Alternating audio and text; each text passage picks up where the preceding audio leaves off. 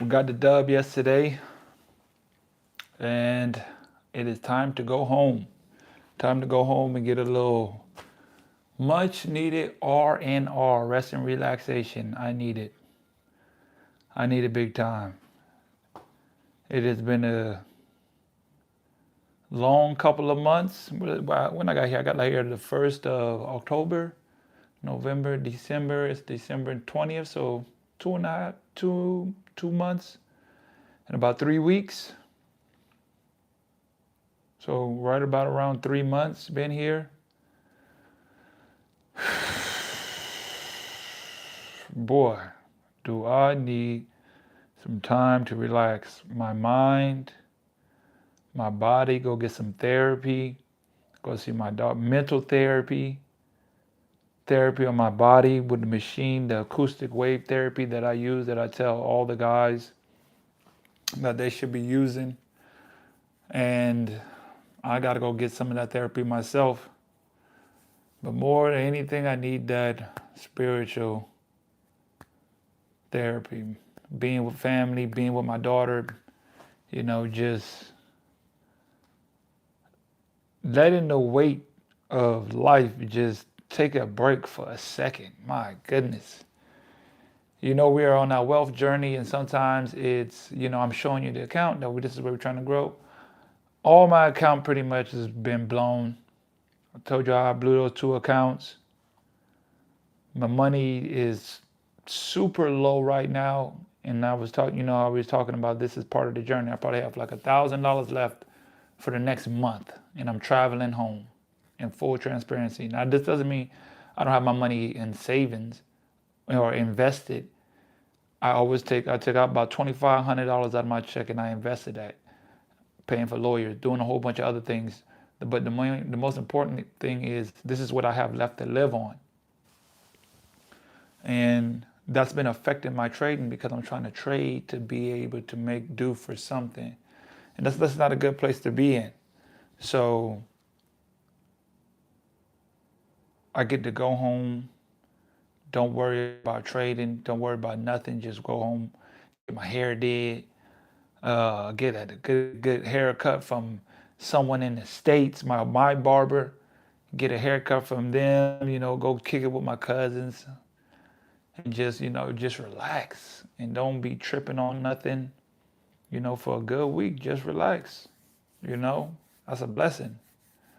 That's a blessing, and I'm so grateful and so ready for that. And a lot of times, I think sometimes in life we don't realize that we winning.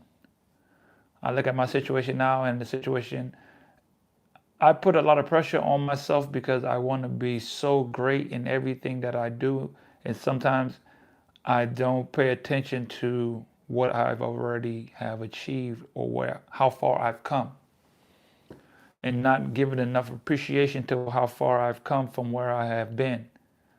You know, this same time years ago, I think when I went home, I think it was 2019.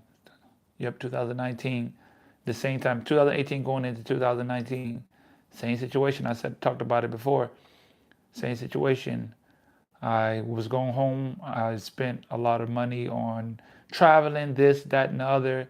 And when I came back to the team, I had used a lot of that car rentals, gifts. It just goes. And I remember, man, I need to find this money that I'm not making is not enough. I was making about 6,000 a month. It's not enough. And that was when I realized. Then I'm like, bro, this is not enough. I thought you making about $6,000 a month, even playing overseas where they're taking care of your housing and this and that and all that. You feel me? I should be banking. I'm like, bro, this is not enough, because it'd be taking you, like you save all that and you accumulate all that, and then boom, you make one big expenditure. You spend $5,000, $6,000, and it's just like it eats up a big chunk in such a quick amount of time. And it's like, man, I worked 4 months to save up 8,000, and then I had to drop half of that on a 1 week trip. Whew, that don't make sense. And that's what I was feeling at that time. And that's when I kind of just started my exploration of trying to figure out what I'm going to do to earn money outside of basketball. And that's, as I've said before, that's how this whole network was created. But when I look at that time, I had no assets, no anything. Now I have everything that needs to be taken care of. Gifts, bills, paying yourself, all that. Everything is taken care of. It's just the things that I want. Now I have to accumulate now. I want to get a new phone. I want to get a new lens for my camera. Like just things to add on to just keep upgrading. And when you're not upgrading at the rate that you want to upgrade, it kind of throws you off and frustrates you because it's like, I want it now. And then sometimes you're just in that situation in life where you just have to keep going a little bit more. You're going to get it. You just have to keep going a little bit more and just waiting it out and keep sticking to what you've been doing, because that has led you to be able to accumulate all the things you've gotten up until this point. You know, when I look at where I was at in 2019 compared to right now going to 26, 6 years ago, 6 years later, completely different person in a completely different state of mind, different just part of life. And if you don't take the time, if I don't take the time to just acknowledge that and be appreciative of that, like, man, the only pressure and stress that I have is my own, that I put on myself, because I'm trying to speed it up. These are things that I deal with it myself. I'm trying to speed up the process to try to be great in everything I do all at once. And it's like, it takes time. Greatness takes time. Greatness is a habit, not a right. You know, that's a slogan I use all the time. Greatness is a habit, not a right. Because it's just, you have to get into the habit of, when you're going through rough times, what is the natural habit that you're going to fall back into with your living, eating, training, business, whatever, thinking? What is the natural habit that you fall back into is going to dictate who you are and how great or how successful you are in your life for yourself. And I believe sometimes, you know, that's what I just go through. That's what I go through, and I think to myself, and that's what I got to constantly be reminding myself and telling myself. Just continuously work on the habits that will get you to where you're trying to go in life. One of my quotes, or something that I write down when I write down my affirmations or goals, or just my writing journal in the morning that I rewrite every day. One of them is, I am grateful to have the knowledge and habits to earn this amount of money, that amount of money, this amount, 7 figures, 10 figures, or 7 figures, 8 figures. Not, you know, just, I am grateful I have the knowledge and the habits to be able to earn this money, because I have the knowledge and I have the habits. If you have the habits, if you have the information and you have the habits to apply the information, there's no way you're not going to get to where you're going. That's a fact. That is a fact. That is absolutely a fact. That is 100,000% a fact. And I know that this is just from experiences that I've had in my life, because we just got done with the season. First part of the season, we're going on a break. We're going on Christmas break. I fly out today at 2 a.m. and I get home around like 12:30 in the afternoon, which is great for me. And as soon as I get there, the family's having a get together, which is even more great for me. Go straight into a family event. So,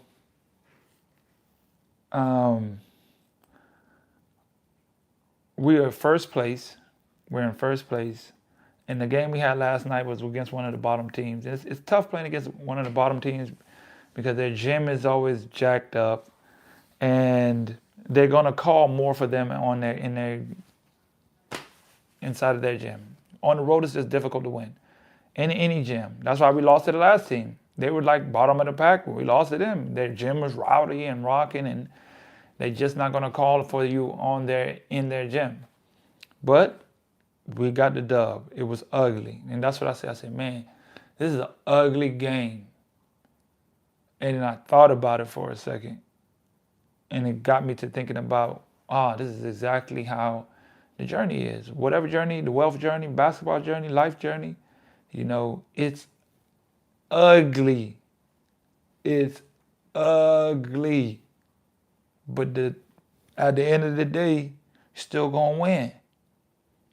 At the end of the day, that's all that matters. And it reminded me of a perfect example of Kawhi Leonard to show that winning is ugly. Kawhi Leonard, I was just thinking about this.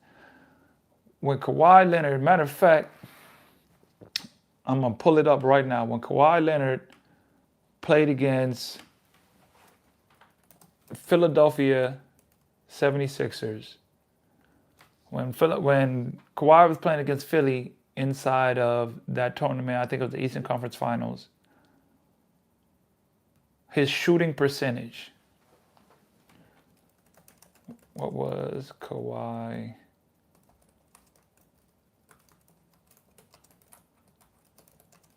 Shooting percentage when he hit the game winner against Philadelphia 76ers. In that, let me see. Kawhi hit the iconic game winner against the 76ers in Game 7, 2019. He had 40. His shooting line for that game was 41 points, 16 of 39. 16 of 39, that's 41%. 41% for the game. 16 of 39, that's a low percentage. I thought it was like he had 41. I thought it was like 16 of 40 or 17 of 40. But still, 16 of 39, that's getting them up. You shooting 41% in the game, that's a lot. You got a 40 shots, pretty much. You got a more than 40 shots because you got fouls or whatever. But guess what? Nobody cares about that 41%. No one would ever talk about it. No one would ever worry about it. You know why? Because through it all, it led to winning. It wasn't pretty. It was ugly. But it led to winning. Winning is ugly. If you shoot 16 of 40, nobody cares because he hit the game-winning shot. And that game-winning shot will be forever in history. You will always remember the win. So in the moment, you're not going to always think that in the moment, it's very difficult to see where you're at in your process of life and where you're at and how far you've come. It's kind of difficult a lot of times. And I was thinking about that as well as a relation to one of my story. When I was in Chile, I used to always focus on shooting good, always have a good percentage, trying to score 20 and 10 a night. I don't even think I averaged 20 and 10. I think I maybe averaged some seasons I averaged, like when I played in Puerto Varas, I played 1 year. It was only one import. I averaged like 24, close to 25 points a game. That was a high season for me. My first year here in Chile, I averaged like 23.4 something. That was high, but in Los Angeles, about 18. The second year, 20 a game, and I played the whole season. So 20, I averaged about 20. So I was really up there. Conception, 20 a game, 21 a game, something like that. It dropped when it goes to the playoffs, but for the regular season. So I kept my scoring up majority of the times for the close to 20 a game for my career in Chile. And there's so many times I thought I was just it's so many times I just felt out of rhythm, felt like the ball I just felt out of rhythm shooting and thinking I'm off and thinking I'm shooting a bad percentage and I'm thinking this and I'm like, through all that, I'm the all-time leading scorer in the finals Still got the record for the most points in the game. Still got a record for the most rebounds in the game. Won 5 championships there. And I still think about the times that I could have shot it better. All the times that I've won. And that process in my head is like, it was just such a grind, and it was so different. Like, it was just ugly. The process was just so ugly. It hurt on days. It sucked on days. But look what it equated to. It equated to 5 championships in Chile. A mural of a painting of me on the wall. Making history. Winning 3 league championships. Winning MVPs. Winning defensive MVPs. Giving me just will forever be a part of my career. All-time leading scorer for imports. Like that's just, it wasn't pretty at all. And that's just how it is. And as a reflection of life, it's not going to be pretty in trading, in your wealth journey, in your life journey. It ain't going to always look pretty. It ain't going to look pretty a lot of the times. It's going to look ugly more times than it looks pretty. However, that's exactly the process and what it looks like to win. And you will win. I'm tired. I got a barbecue tonight before. I'm finna go eat before the barbecue. I'll holler at y'all tomorrow when I land in Florida. I'm out.